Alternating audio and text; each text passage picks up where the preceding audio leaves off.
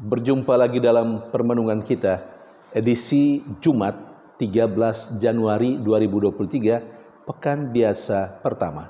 Bacaan-bacaan liturgi hari ini, bacaan yang pertama dari surat kepada orang Ibrani bab 4 ayat 1-5 dan ayat 11. Dan bacaan Injil dari Injil Markus bab 2 ayat 1-12. Surat kepada orang Ibrani, seperti yang ditegaskan dalam bacaan yang pertama hari ini, mengingatkan bangsa Israel, orang Yahudi pada saat itu, dan juga kita saat ini, bahwa Allah selalu mengundang kita semua, baik orang Yahudi pada saat itu, orang Israel pada saat itu, dan kita saat ini. Allah mengundang kita untuk ambil bagian dalam peristirahatannya. Allah mengundang kita untuk hidup bersama dengan Dia.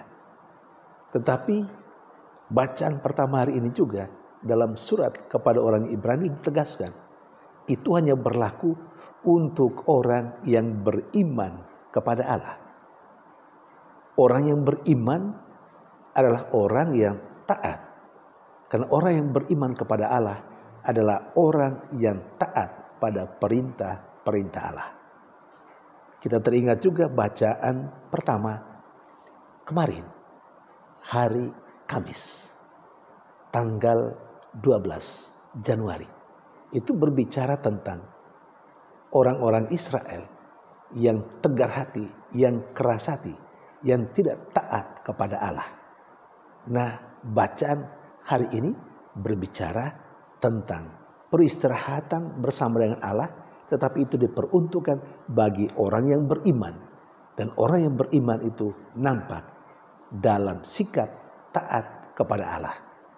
Saudari dan saudara yang terkasih, beristirahat bersama dengan Allah atau hidup bahagia bersama dengan Allah hanya diberikan kepada mereka yang beriman kepada Allah. Dan orang yang beriman kepada Allah adalah orang yang taat pada perintah-perintah Allah, bukan orang yang tegar dan keras hati. Saudari dan saudara yang terkasih, dalam bacaan Injil hari ini diceritakan kepada kita tentang penyembuhan seorang yang lumpuh. Diceritakan dengan sangat menarik.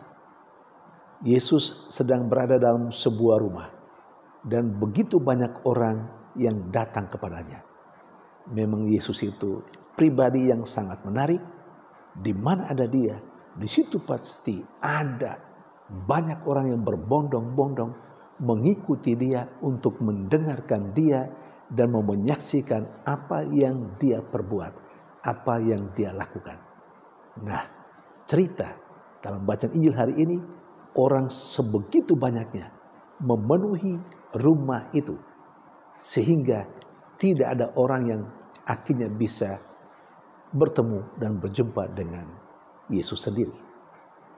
Datanglah sekelompok orang, ada 4 orang yang mengusung orang lumpuh, datang kepada Yesus.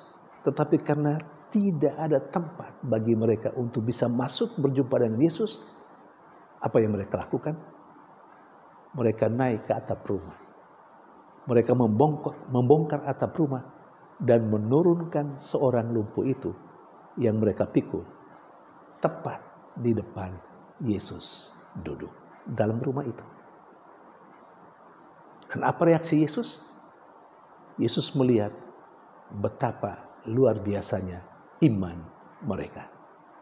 Dan akhirnya Yesus menyembuhkan si lumpuh itu hanya dengan berkata, dosamu sudah diampuni. Dan pada bagian lain, kelanjutan dari itu, karena Yesus tahu ada beberapa ahli Taurat yang tidak setuju ketika Yesus mengatakan dosamu diampuni. Lalu pada bagian terakhir, Yesus mengatakan, bangunlah, angkatlah tilangmu dan berjalanlah. Dengan itu Yesus menyembuhkan si lumpuh. Saudari dan saudara terkasih, kesembuhan terjadi juga karena iman. Beristirahat bersama dengan Allah dalam bacaan pertama hari ini hanya diperuntukkan untuk orang yang beriman. Bacaan Injil, iman telah menyembuhkan si lumpuh itu. Saudari dan saudara yang terkasih, ada hal yang menarik yang perlu kita renungkan juga, yakni soal beberapa orang yang mengusung si lumpuh itu. Apa yang dikatakan di sana? Beberapa orang ini adalah tipe manusia yang bersolidar dengan yang menderita, yang lumpuh itu. Mereka mengusung dan mereka mencari jalan keluar untuk penyembuhannya. Ketika mereka tiba di rumah, ternyata mereka sulit menghadap Yesus. Mereka berpikir, mereka akhirnya naik di atas rumah dan membongkar atap rumah. Itu usaha, upaya dari keempat orang yang mengusung orang lumpuh ini. Karena mereka mau supaya si lumpuh ini disembuhkan. Yang menderita ini harus diselamatkan. Karena itu berbagai macam upaya mereka lakukan demi si lumpuh yang menderita ini. Saudari dan saudara terkasih, solidaritas perlu dalam kehidupan kita secara khusus dengan orang yang menderita yang ada di sekitar kita. Sejauh mana upaya kita untuk menyatakan rasa solidar kita dengan orang yang menderita di sekitar kita? Apakah kita memang kemudian tanggap atas kesulitan dan penderitaan yang mereka hadapi, lalu kemudian kita berupaya untuk menyelesaikan persoalan penderitaan mereka? Atau kita sekedar melihat lalu kemudian lewat saja? Kita belajar dari beberapa orang, dari keempat orang yang mengusung si lumpuh itu. Kita mau menjadi seperti mereka, solidar dengan saudara-saudara kita yang menderita. Solidaritas itu harus nampak dalam upaya sampai menyelesaikan persoalan itu. Jadi solidaritas bukan sekedar soal rasa, soal belas kasihan secara intelektual atau secara perasaan, lalu kemudian selesai. Muncul dari sebuah hati yang penuh belas kasih, lalu ada upaya untuk menyelesaikan secara konkret. Sampai tuntas, sampai menyelesaikan persoalan orang yang menderita yang ada di sekitar kita.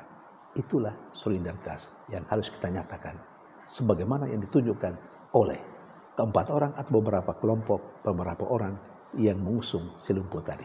Tuhan memberkati.